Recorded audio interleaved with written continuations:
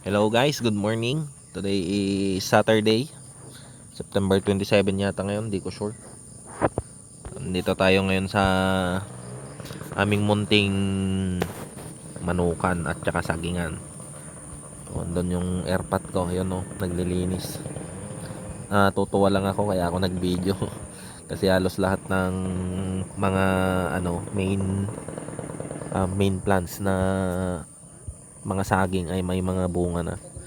So actually halo-halo po ito. May lakatan, merong green, guyod, or tumok kung tawagin ng iba.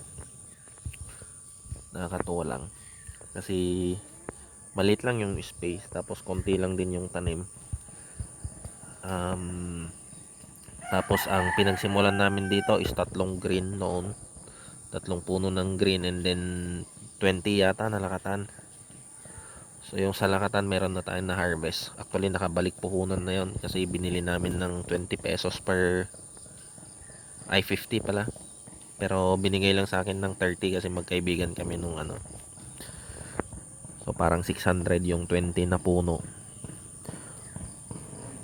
Tapos ang na-harvest na namin sa lakatan is dalawa. May dalawa na kaming na-harvest. Tapos may mga namumunga ngayon. May mga na-transfer na rin.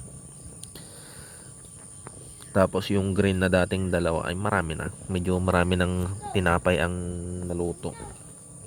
So ayun, ikakat muna natin mga kapatid. Have a blessed day.